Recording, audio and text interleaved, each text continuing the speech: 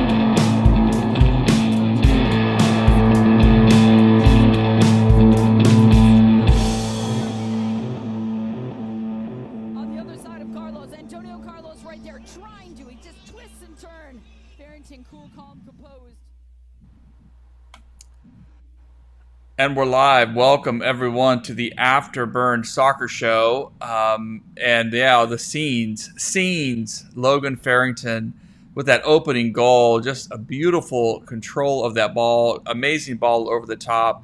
And Logan doing what Logan does, which is score bangers. He had a couple of quiet weeks for us, so it was amazing to see him start hot right out of the gates in a huge match as FC Dallas go on to win the rivalry match, the Texas rivalry, a 4-3 victory over the lowly Houston Dynamo. And all right, our crew is still kind of making their way onto the live stream. Take your time, Colin. Drive safe. You're a national treasure, so drive safe. Well, we're excited to have you all join us. I know Chris will be joining us too. But, of course, I'm Nathan. You can follow me at Afterburn Soccer. Our buddy Jose, longtime buddy, at El Chico Carmona. What's up? And Colin Coover at Mr. Coov, joining us from softball practice or just after softball practice. And we'll have Chris Winters at C. Winters also to join us in a few minutes as he gets squared away. But we're excited just to talk. Apologies for the Tuesday night. We typically go Monday nights. But, I think we'll have to shift around this season as the schedule shifts around and life and all that fun stuff. So appreciate whether you're listening to us in the audio version, wherever you find podcasts, or you're joining us live or rewatching the stream. It's nice to have you with us. And we're in a good mood. We're in a good mood again. A big-time Texas rivalry win against the unlikable Houston Dynamo. Although, I don't want to spend many words about them, but we can talk about them. They were actually better, I think, than what I had expected. So a little credit to them for having some talent. I mean, I think that Guillermo is an interesting player who can do some things. So, all right, fine. But FC Dallas took care of business. It wasn't always pretty. At one point, they were down 3-2 after Logan Farrington's opening brace, and then just some meltdown. We'll talk about that in a little bit. But then Musa, the Moose, was loose. He came on in the second half and really set up the two scores, the go-ahead goal. The first one an own goal, and then the second his goal, that just a beautiful cross from Valiente. So much to like about this performance. Let's just do game reactions first. And take the temperature of the room. Jose, we'll start with you. I mean, I'm excited. I mean, as far as Houston being better than we thought, I don't think so. I think that their 3 goals had more to do with FC Dallas panicking after that blunder by Kaladi and Houston basically taking advantage of that. And it's just a reminder that while I think this team is a playoff team, they're not so good that they can have mental breakdowns like that against teams that they should beat. There's a very fine line separating them from the middle of the pack teams, and just you saw that just 5 minutes, 3 goals, and you go from being up 2-0 to 3-0, and other than those 5 minutes, FCD pretty much dominated Houston, as we thought they would. But like I said, Houston just reminding us that, hey, FCD is not so talented that they can afford to take minutes off. They have to play the full 90 minutes and into extra time, because it's the fact that they're playing as a team in their preferred system that's getting them the results. They're playing in as a cohesive unit. But the minute something goes wrong, there's quite a few holes on this club, and if they're not on their P's and Q's, they can be taken advantage of. But otherwise, I'm pretty excited. I think we saw this team has. I mean, even though they were down 3-2, at no point did I think that they were out of the game, and I think that's something we haven't been able to say about FCD teams, where even though you're down, you're certain you have the firepower to come back and get those goals back. And we've seen it 2 weeks in a row now. So I'm very happy with that. I'm very excited with the direction this team's headed in. Good. We're just doing game reactions as FC Dallas beats Houston 4-3 at home in a big one. Colin, you able to offer some initial thoughts as you drive? Yeah. So I'll be honest. Like Jose said, I don't think. I think Houston was a little bit better than I expected, because I had their bar very, very low. And I personally think just Guilherme is their whole offense. I mean, the man had, if he's not on the ball, Bogusz is invisible. Ponce has done absolutely nothing since he came to the league. And Nowley, who's a winger, is having to play in midfield and somehow get forward whenever he can. This is a Houston Dynamo team that is not built well, and they're relying on a 30 to 31-year-old Brazilian to pull the strings for their team. And he looks amazing. Don't get me wrong. I'm not going to discredit him. He, as a player, is fantastic. I think he's a great signing for the Dynamo. But it's like Jose said, I think the meltdown, or like the 3 goals in 4 minutes, that's more of a just mentality more than anything. It's not quality of the team or anything like that. It's just mentality. And something this season is, while you do see that they're fighting as a unit, they don't seem as aggressive as last year, in my opinion.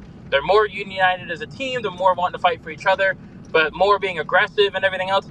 To me, from the stands, they got bullied a lot by the Dynamo players Sunday. They were able to dominate possession and play the ball and everything, but physicality of the game, the Dynamo, which they're a scrappy, nasty, dirty team, FCD, you would think it'd be a good toe-to-toe match, and I think they did well to handle them, but at those 3 goals and that mentality from the mistake from Collodi just caused a massive collapse that thankfully they got under control, and thankfully halftime came. You could see about the 41st minute, they started to get, back on the ball and started to get more traction and more possession and be able to attack. And those extra 6 minutes at halftime looks like we might score a third and equalizer. It hurt to see the halftime whistle, but it was great. We were able to make that adjustment for Musa at halftime, which was needed. I liked Benjamin getting on the field, but he definitely took some time to get used to on the field. I don't know if you throw him on in a derby match where we need a goal to, give him his first couple minutes, but I've been wanting it for weeks. I literally called it last week. I was like, Quill, give me Benjamin minutes, and he gave it to us, so that proves to me he watches the podcast. But I mean, we came out in the second half and did what we're supposed to do. Sviatchenko had to take a professional red card, really, to keep them from having basically a 33 full-time advantage and just risk it. And they weren't able to hold on. And you could consider Dallas lucky, but it's a deserved result. It's 100% deserved. We deserve to win that game. And we dominated that game. I love how Houston fans are saying because Ponce went for a bicycle kick and hit one of our players that got a goal called off. The reason the goal went in anyways for that 4th one in the first half was because literally our players stopped playing after the whistle blew, and then the ball was put in after the whistle blew. So they don't know what they're rambling about. But memes were shared after the game too. It was a really good game. And I think, we called it. It was going to be a high-scoring affair. We just didn't expect Houston to put up any on the board. And so what happens when you have a collapse of mental mistakes, and if you don't get it in check, it shows how drastic a team can lose control of a game, whether it's 8-year-olds, 12-year-olds are grown-ass men. So it's one of those things where FC Dallas has to get the mentality back. They have to be able to learn from their mistakes. And you're going to make mistakes. You're not perfect. How do you overcome them and keep pushing? And that's what Krill talked about a little bit in the press conference. I don't know if we'll get to that or if that's part of the clips we're going to watch. But yeah, that was my analysis for the game. Chris, welcome to the show. Glad you got things sorted. Just your reactions to this win. You're hearing what Colin is saying. I mean, I was going to talk about the meltdown a little bit more, but we're already talking about it. That was probably the only downside of this game. Was those 4 or 5 minutes when things just unraveled for a bit. Overall, how do you think FC Dallas took care of business? Yeah, no, sorry about that. My wife decided to hide my headphones right before the podcast, so that's good. No, I mean, I think my main takeaway from the game is it felt like a domination in a lot of ways. You take out 4 minutes from Houston, and it's a 4-0 ball game. Dallas has, I think, just showed in this past game that they are capable of being one of the best teams, I think, in the Western Conference. But then you do have the stretches like the 3 goals in 4 minutes where, one mental mistake causes a barrage of other mental mistakes. And, this Houston team just took advantage. I do like how Kuv mentioned, luck kind of being involved. And I think, some people think, oh man, that Dallas win just kind of lucky. You guys lucked out that y'all, we went down to 10. And I look at it and more so say that I think Houston was lucky to even be in the game because Collodi had probably one of his worst matches that we've seen from him arguably ever just in that one stretch. But, even then he makes the save in the 90th minute and secures the W. So I think overall I was pleased with the scoreline. Obviously a win's a win and, they just have to clean up those mental mistakes. I think that's a growing pain with every team early on in the season. Some people look out the fact that they have a full squad that's, some, 3 or 4 DPs and, we just have one and we're a growing pain, but, we're putting it together.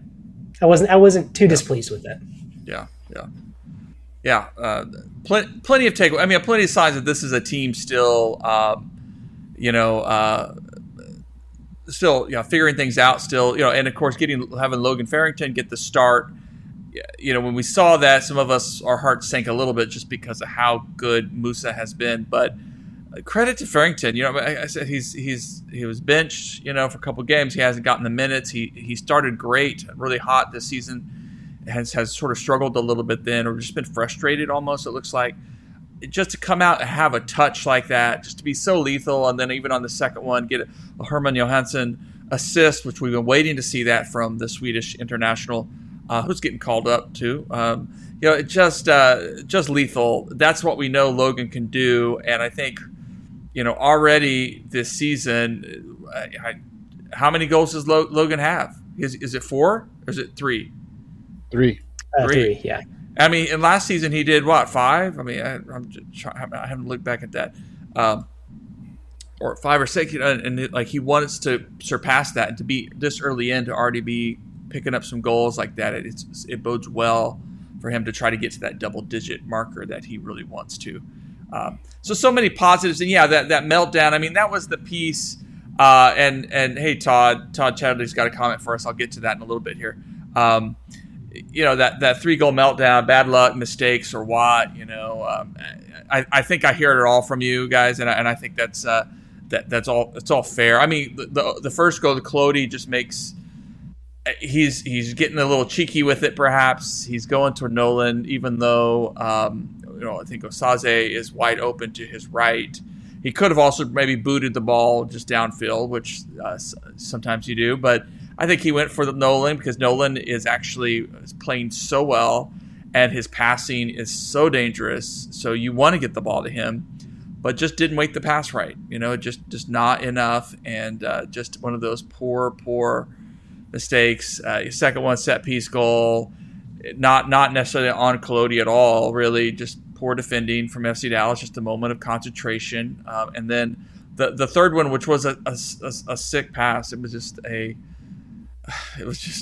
a filthy pass to deal with, and Herman Johansson gets turned around. He was spinning like a turnstile, and then Collodi couldn't close down. It just a nightmare scenario, those 3 goals. So what I'm hearing from you guys, no one is overly concerned, is what I'm hearing from all 3 of you. No one's panicking about that or about how many goals we've given up so far this season.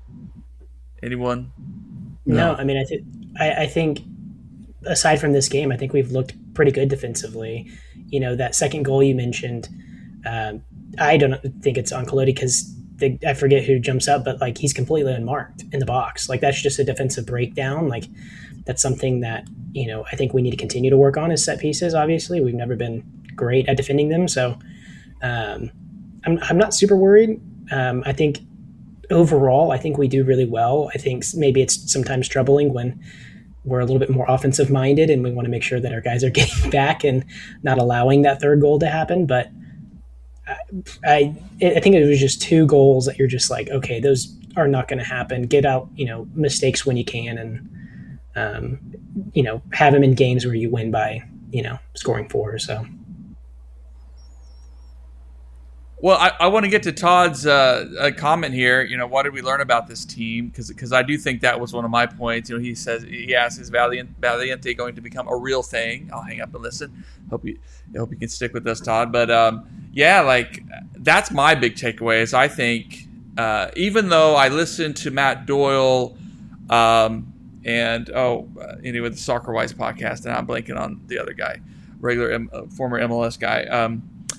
Their podcast that they're not so high on Valiente. They think Valiente is just the guy, he's a good squad player.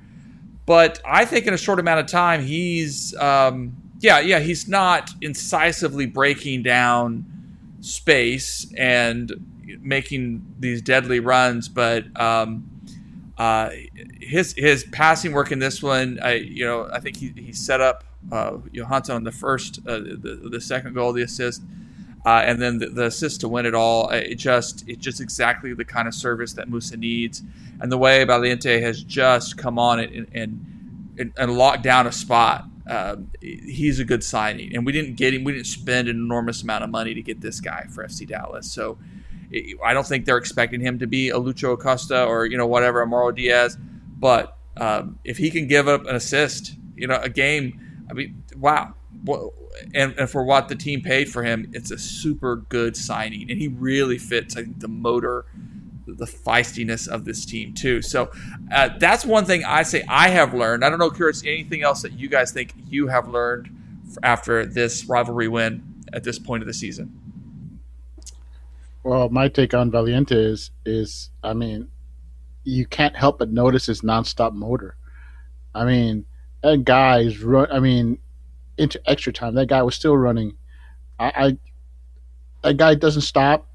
He's a dog. I mean, it's one of those players that Quill wants.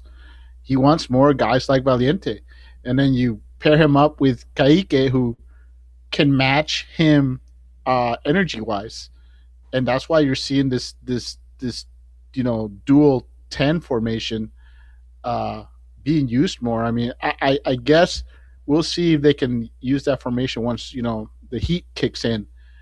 But I think they can. You just have to have the right people to sub in when Kaique and Valiente's legs start to wind down. Benjamin is one of those guys. Benjamin, to me, is basically Kaique last year. We got Kaique. He had a ton of energy. He was, no one claimed that his game was great. He just was running all over the place, creating havoc. Look, he might have been lost half the time, but it was all sheer will and recovery and just everywhere. And I'm seeing that from Benjamin. I think Benjamin is Kaique from last year. Very raw, tons of energy. So you've got 3 energy guys, and I think you got the rumor that Santi Moreno's coming. Right. I think he's coming to support that dual 10 formation. I think he's going to be playing as your other 10. It's going to be him and Valiente. And then you've got Kaique, Benjamin coming off the bench to provide that late energy. Or they can be part of a rotation. I think Quill knows he's onto something. And I think the main formation will be with Farrington and Musa up top. But we'll see this secondary formation when one of those two guys isn't available. And I think it's smart, and I'm happy to see the team building into it. Yeah, that's a good nugget there for Tom Bogert reporting talks to sign Santi Moreno. There's a little drama in this guy. I mean, from how he exited Portland, but talented guy, a lot of pretty solid assists while he was with Portland. And I think some fans there were a little disappointed to see him go. So really interesting, especially if it's just a loan with purchase option. Yeah, Colin, what did you learn? What have you learned about this team so far?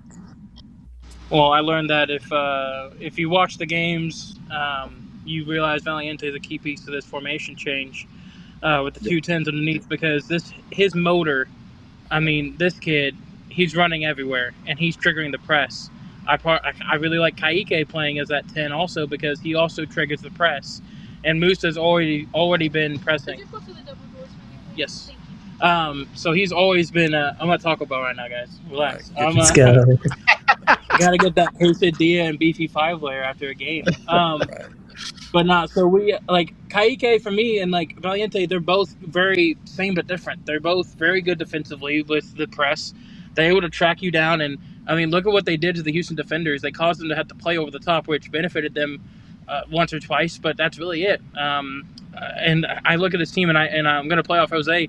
I agree with what Jose said. I think it's one of those things. Moreno, he can play wingback to where if we don't want to change the Ka'ike, like the midfield four, I guess the 2-8s being Ramiro, Capis, and then Ka'ike and Valiente underneath. Moreno can play left wingback. He played that left wing spot where Anthony and Mora played up top. He can play that left wing spot to where, say, if Bernie is having a really bad run of form, he could lose his spot at left wing back too. Or cover in case of injuries. But I agree with Jose. I think it's going to be that 10 underneath. And then, like we've seen already, Ramiro's been benched once. If Ramiro's having health issues or with him getting older, we have Shaq as a dual captain this year. So it's one of those, the leadership's there from Shaq to where we don't lose that leadership role with Ramiro being gone. So it's one of those where Ka'ike might fit into that Ramiro spot and play in a more, what he has presented his natural box-to-box 8 position that he played for Ramiro, but also I think Ka'ike is going to be one of those players that develops into a true box-to-box, but also more defensive-minded 8 almost, if you want to say that way. But looking at this team, if we add Moreno, like Bogert has said, and from what I've heard, it's pretty much all but done. He may or may not be here, but it's one of those things where, like we said, there's drama around him. The main drama was all the extra shenanigans with the Portland front office. He used that as leverage to try and get a payday, and he was very undervalued if you look at his salary for his numbers and what he did for Portland. And he wanted his money, and when Portland said no, he just basically was like, all right, cool, I'm out. And they promised him to basically be the lead player for that team, and when they didn't give that to him either, he was like, all right, well, you've lied to me twice, done me dirty, I'm out. And he forced that move to Fluminense, which, when he didn't do well, funny enough, they signed Lucho Acosta to replace him at that 10 spot. So it's one of those, it's kind of funny. We sent them his replacement, and we're just going to get Moreno back.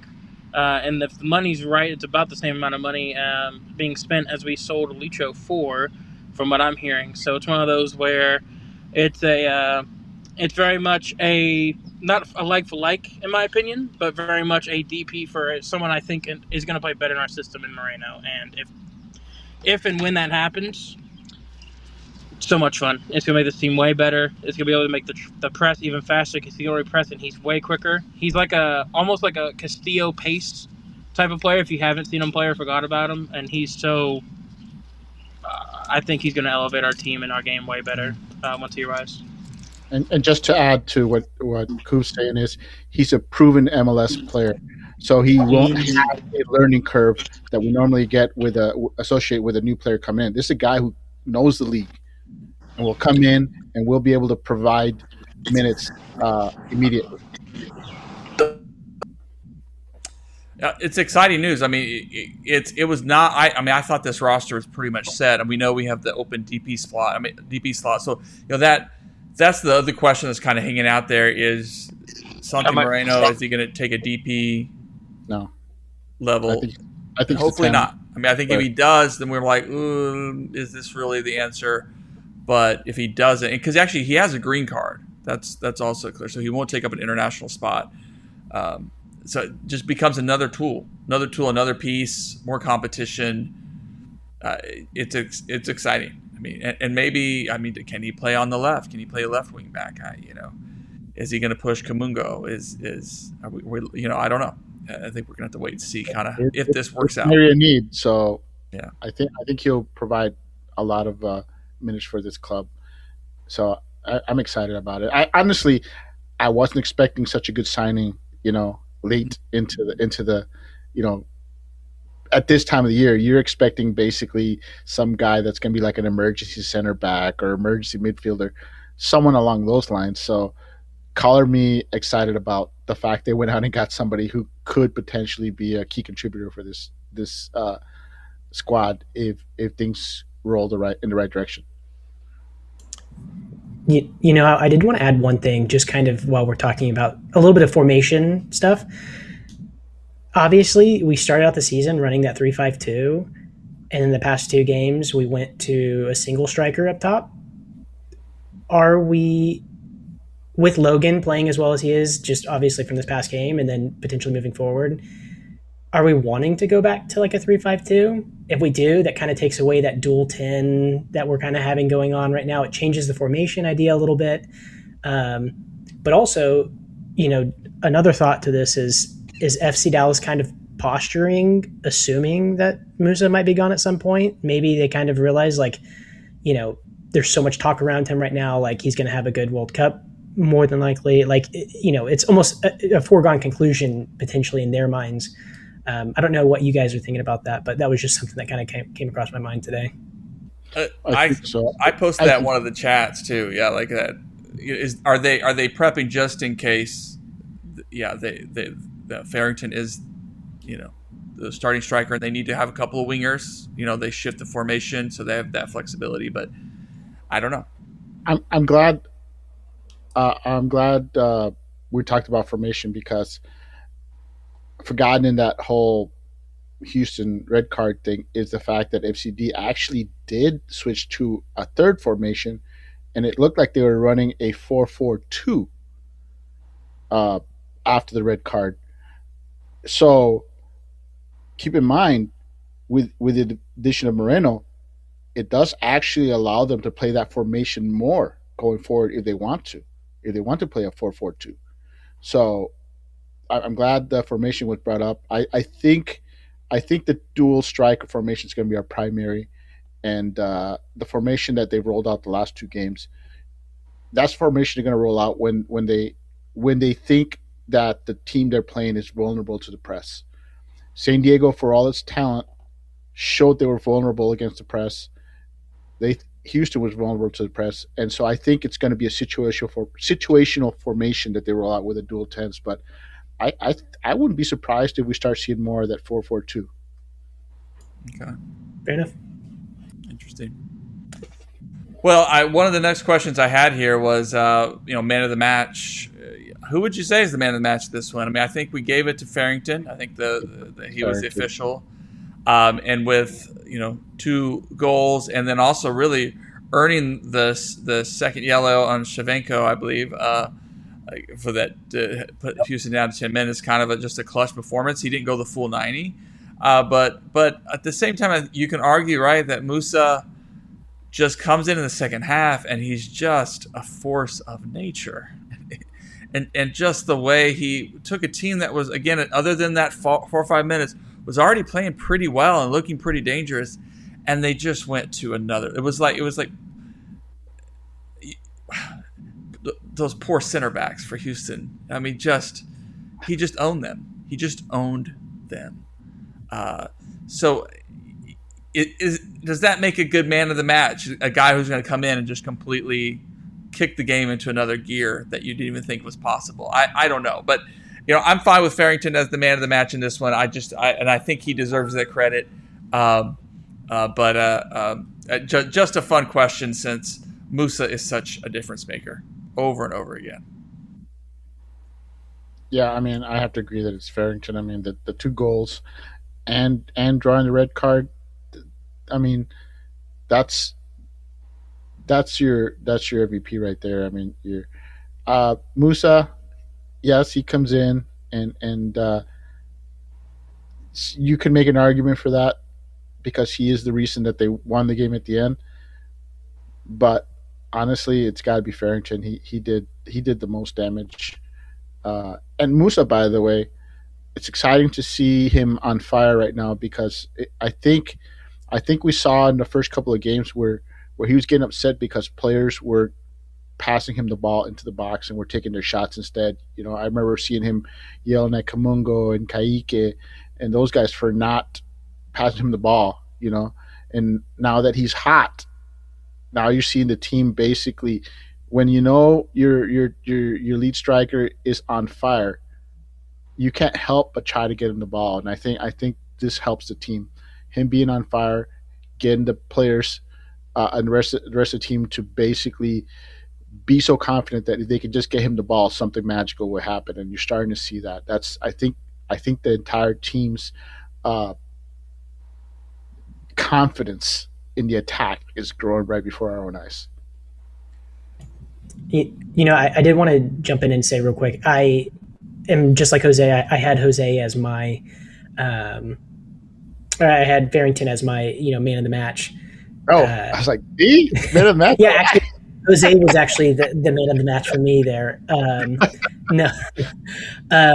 But in all actuality, Musa does have a shout to him. I think if Farrington doesn't get that second yellow drawing that, like, there's more of a conversation just because Musa, if we think about it, also was somewhat responsible for the third goal because he stays on side, makes the run, goes down, ends up getting the ball into the box, which ends up being an own goal. But, like 2 goals theoretically for him, obviously the one, like, I don't know, like it's so close, but it's got to be Farrington. He deserves it. Like, that was such an incredible touch on that ball that, Shaq had over the top. So I would definitely give it to him. Yeah, I'm in agreement. It's got to be one of those, like, Farrington gets us started hot. And, I mean, like Chris said, you can make the argument, but I think drawing that second yellow gives him, like, that little bounce above Musa. Obviously, Musa's little involvement in the third goal won't go on the stat sheet with it being an own goal, but it's one of those things where you look at that, and it's one of those, I think Farrington also, comparative to Musa, had a better game as well. And they play a little bit different if you look at them. When Farrington's playing, he's kind of like dropping in, and when he did, Valiente would go forward more into like a center forward role with Logan playing underneath to make a run. And that's something that, like, a little bit different with Farrington and Musa is Farrington can also provide. Musa drops deeper to make late runs in the box, whereas Logan's more of a combination, quick passing type of like a deep lying forward.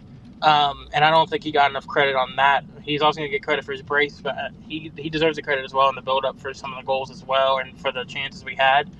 And that's why, for me, I think Farrington gets that gets the nod over Musa, in my opinion, as well. Well, one of the things that I mean, good stuff, guys. I think one of the fun things about it, too, that Matt Doyle also pointed out is that this was the first game in some time that FC Dallas outpossessed their opponent. We got the stats here from, I think, Footy Mob. Shout out to those guys. But, yeah, I mean, 16 shots, 55% possession, 6 shots on target, 10 shots off. Just really good, other than losing the corner battle, just XG in good shape. Just a fun little marker that we take for granted. It's not the end of the world for FC Dallas the way they play, but is something to think. We know this team is going to need to, in those games where they either need to grind things out or they just are going up against a team that doesn't want the ball, that they need to show that they can do something with it. They can shift the ball around, get in dangerous spots, and create opportunities. So it's not just, kind of sitting back a little bit and trying to press and counter. So good signs. I mean, I think it's one of the things that was fun to learn from this team and see in action. So I know our mood's positive. Let's keep that rolling. Of course, we're going to shift really quick right now just to talk about. Go ahead. Hold it before you shift. Okay. I just wanted to do a little shout out to how tough the FCD schedule has been this year. Of course, we got the win over Houston, but Did you know that there are 3 undefeated teams left in MLS? Can you guess what those 3 teams are? LAFC, Nashville, San Diego. Yeah. Only 3 remaining undefeated teams in the league. FC played all 3 of them. 2 of those teams are the number 2 and number 3 attacks in the league, and the other one is the top defense. And I think we're getting a sense that this team is just beneath those teams right now. I think we should get excited at the direction this club's heading right now. And honestly, it's still a team in progress, by the way. So not a finished product, but to go toe to toe with those 3 teams and come out looking good, and then drop 4 on Houston. Just wanted to point it out that this team's off to a really hot start for compared to previous seasons. Yeah. By the way, along those lines, I was going to pull it up, but if you look at our friends at 615soccer.com, they're covering primarily Nashville, but they have put some really cool tools for those stat nerds out there on their website, including a live power ranking, MLS power ranking that kind of crunches a particular performance index. And right now, based on FC Dallas, they have about 10th in the entire Major League Soccer. An OPI of 18.75, whatever that means, what it means. But with the tag that we are right now, statistically, a contender. And fun, cool little website, cool little tools that they have there. I threw it in the chat. Check it out later. It'll be fun to see as that kind of shifts and changes. But the underlying stats agree with you, Jose, that FC Dallas, we played a tough schedule, but have also shown some really good things. And so, hey, let's ride this. Let's ride this where we need to go. Speaking of teams that have been tough schedules, let's kind of turn our attention for a few moments to North Texas. They traveled down actually the same day. I put the score line really weird on this little thing here, but anyway, they got blanked by Dynamo Dos 2-0 in Houston. We did our predictions last week. We all felt like maybe a loss or a draw was on the cards. I was hoping for like this team just to put some pieces together after really just a weird game in Austin. But while the first half wasn't bad, I mean, North Texas sort of hung on. They got in the way of a Houston Dynamo 2 team that is a very good team and is actually also undefeated. So Real Marnox, who North Texas played to a draw in Salt Lake City, and then Dynamo Dos, 2 undefeated teams. So also North Texas has not played an easy schedule per se, as this new group of guys have started to build some camaraderie and some rhythm, as well as you had some senior guys getting minutes, including Alvaro Augusto, and so you can be harsh on this one. Just disappointing that they couldn't get anything going, but second half really Dynamo 2 just kind of took over, got their 2 goals. A tough one for this team. Chris, what were your thoughts on this loss on the road? Yeah, I mean, I think, Houston, just looking at them on paper, probably, there's a very, very strong argument that they're the strongest team in the league. Obviously up there with a St. Louis City too. Undefeated, haven't been scored on yet.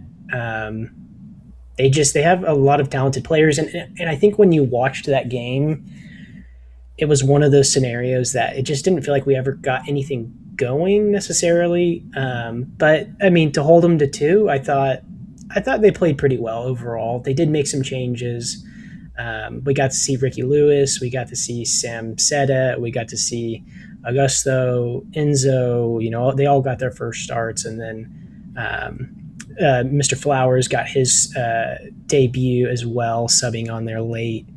But I think that's kind of the the thing that we even talked about last year is like just figuring out what this team does offensively. Obviously, Nice is incredible and he continues to look great, but how do we get some of the other guys to get going? We didn't have Simmons, and that obviously looked like it hurt a bit because the offense looked like it needed a guy like Simmons out there. Natty James hasn't been super great, as I think a lot of people thought he would be. I thought, myself, I thought he was going to be better just overall. It's still early, but, I think the biggest thing for them is just figuring out kind of what formation they can use to best utilize the players that they do have. Because if you are going to get a guy like Ricky Lewis down there a lot, maybe try and run him at like that left forward if you stay in the 3-5-2.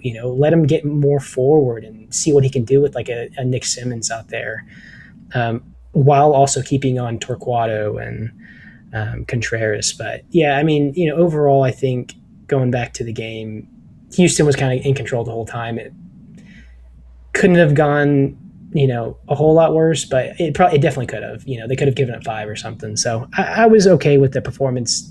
They're still learning. It's still early. I'm sure you guys, might feel the same about it, but be curious. Yeah. Our first chance to see Ricky Lewis get some minutes. Yeah, Jose, your thoughts? My thoughts is that Houston Dynamo 2 are an excellent home team, one of the better home teams in the league, and I'm not yet convinced that they're going to be, a top team when it's all said and done. We'll find out here. They played 4 games, and in retrospect, this was their last home game until July. So this was a must-win for them. And they played that way. They played it with urgency. Now they go on a 10-match road trip. That'll tell you if Houston's really good or not. It's one thing to win at home. Let's face it, North Texas has 1 win this year. They've only played 1 game at home. They dominated 3-1. It's very big advantage to play at home in MLS Next Pro. So we'll see how Houston comes out after this road trip.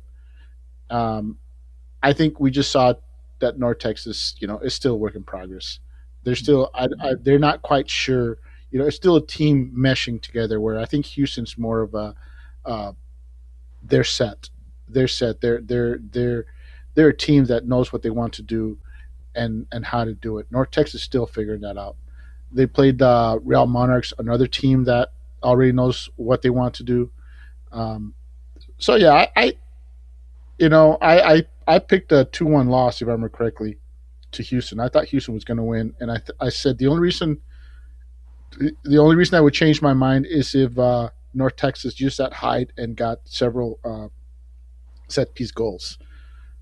Yeah, they couldn't do that. They had 0 corners, and they only had like 2 crosses into the box. When you're that big of a team, you have those size advantages.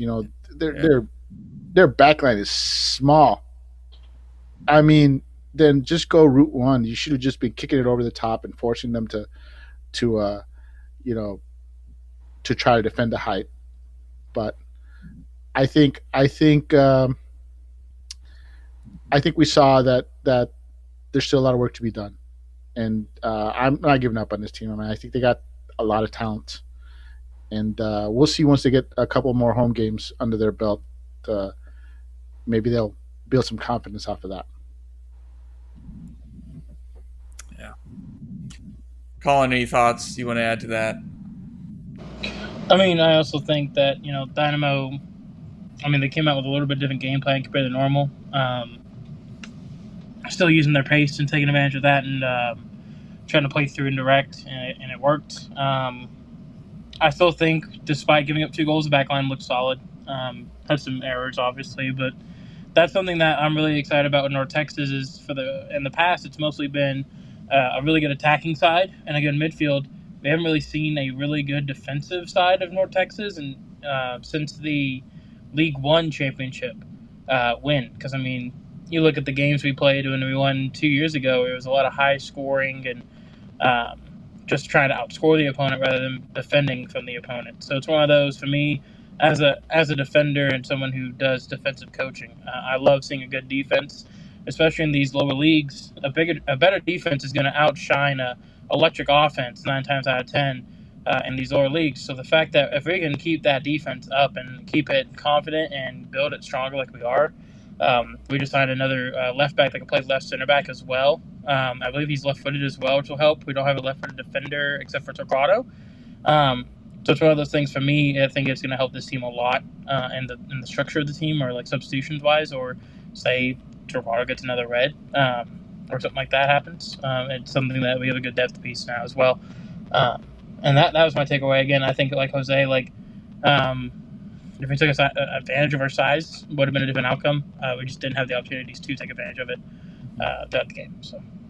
Yeah, nice shout out there. The signing North Texas announced today. Leandro Gonçalves, left-footed defender. Yep, play across the back line. Not a huge guy, 5'11", but definitely a sign that this team sees a need for some depth, some competition on that back line. And hey, long season ahead. Why not? I love when they go out and get these guys a 2-year next pro contract with the club option for the third. So good stuff. It'll probably be a couple of weeks before he gets here, but another solid signing for North Texas to build around as this team comes together. And I think that's the big takeaway, is just still, I've asked Gall about it before in the past, that the challenge of coaching a team like North Texas is you have a group of players who are North Texas players, and you invest in them throughout the week, and you have a game plan, and then the first team coach calls up and says, "Hey, I need Enzo Newman to get a start. I need Augusto Alvaro to get a start. I need Ricky Lewis to get a start."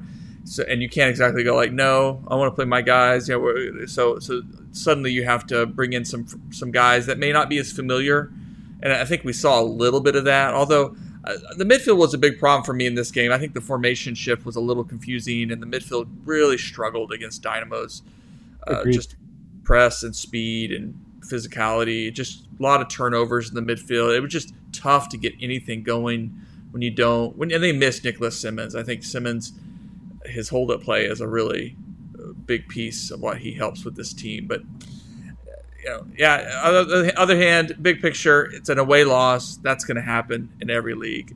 It's a young team. They're still figuring it out, and they've got some games ahead to do that. Also on break this week with the international break. Last topic, I think is international break. I was just curious for any of you guys, like any FC Dallas has 8 guys out, getting minutes and opportunities. Some of our young guys, of course, getting called up. Diego Garcia, one of them, but as well, of course, Pedro Musa, Herman Johansson, Dietzen. Are there any of those storylines that you're watching carefully, you're planning to watch carefully over these next couple of weeks, with, of course, World Cup looming in the not so distant future? Petar Musa, man, I'm all in on him. I hope he has a great camp for his national team, makes a squad. I hope he balls out. Any player that comes through Dallas and gets sold off becomes an ambassador for this team. And seeing Musa basically use his play in FCD to make his case to, be back on his national team, a damn good national team at that says a lot. And I think it also helps recruiting in the future when you can say, hey, this is a good place to come. We're willing to move you after a couple of years. We won't hold you hostage. We can be a stepping stone towards getting back in the European picture. I think that's a message that will sell well with a lot of players. So yeah, I'm cheering for Musa. I'm hoping he does great, and I'll be keeping an eye on Johansson too. Also, if he gets any minutes at all, I think he will, but we'll see. I was just going to say Sweden's got that game on Thursday, so it'll be interesting to see if he gets any sort of action at all during the game, which would be cool. Yeah. I'll be watching Dietzen to see if he can actually play soccer or not. Yeah. And he probably will. And watch him score. Watch him bag a couple of goals. I need it. I need a revenge arc. I know Herman Johansson, like, for him to get that assist, because the previous game,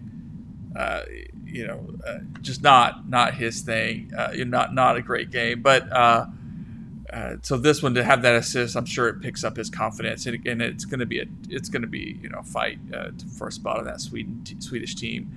I'm also watching Nolan Norris. I just really think him getting minutes right now with the senior team and doing some really good things. I just think it's just a good chance for him to get with the U21 some more minutes there, keep building on this confidence and come back. I think we're going to see, we have the potential to see him really just mature in these next few weeks. If he keeps getting regular minutes, he's just going to get better and better. I'm really excited about his call up.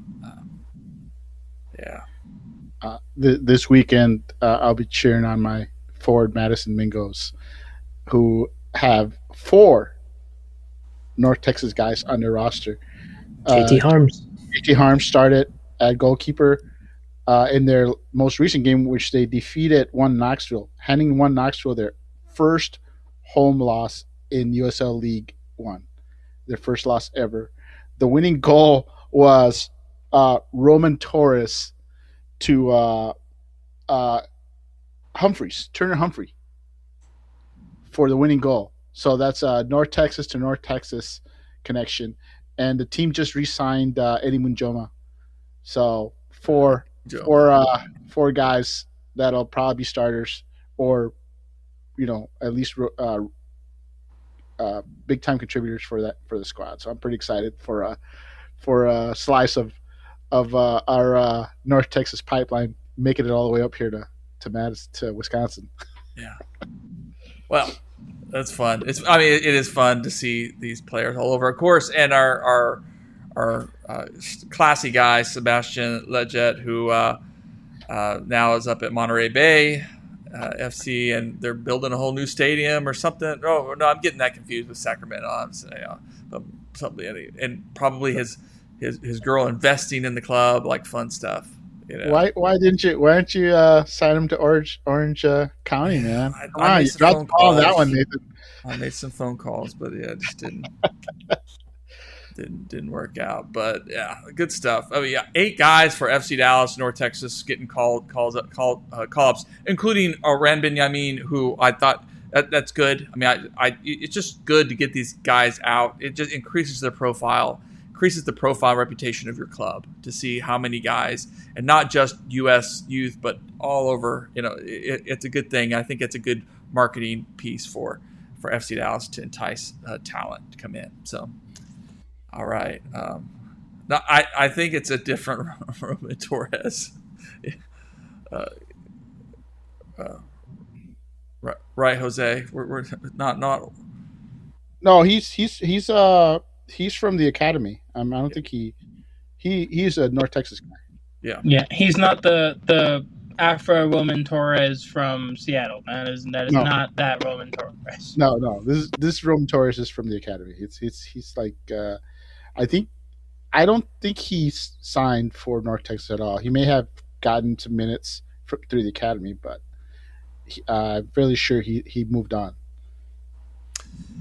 All right. Well, we're going to leave it there. It's a great show. Appreciate you guys taking the time to having the flexibility. Now, next week, we may not do a show just because won't be a ton to talk about, but we'll wait and see, because if signings happen and, of course, some of these international appearances happen, we may want to have some things to talk about. So stay tuned to the website. Of course, working on my next, hopefully, interview with someone from North Texas pretty soon here. So just a nice little pause before we get into the meat of the schedule for Major League Soccer and for MLS Next Pro. And, of course, Dallas will be on the road. Well, maybe we should look ahead to that DC United game 2 weeks if we don't have a show next week. So maybe before I wind things down, FC Dallas will be traveling to DC United.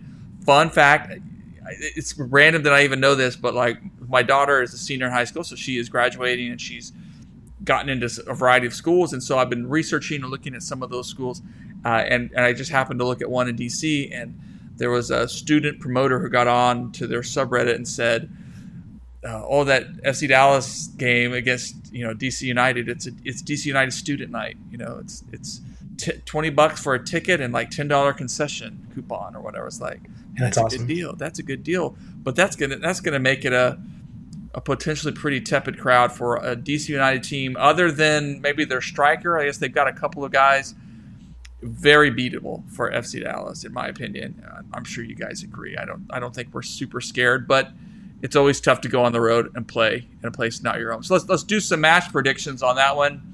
I don't want to get greedy. I think road games are always tough, and Audi Field in DC is a nice little venue.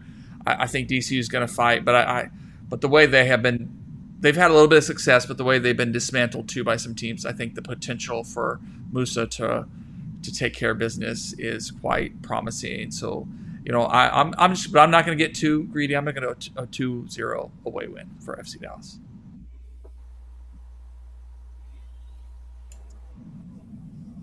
All right, I'll go. I think it's going to be 2-1. I think it's going to be close. DC at home, they're tough. They're a lot tougher at home than they are on the road, and I think it's going to be. I mean, honestly, it's probably going to be a draw, if I'm being honest.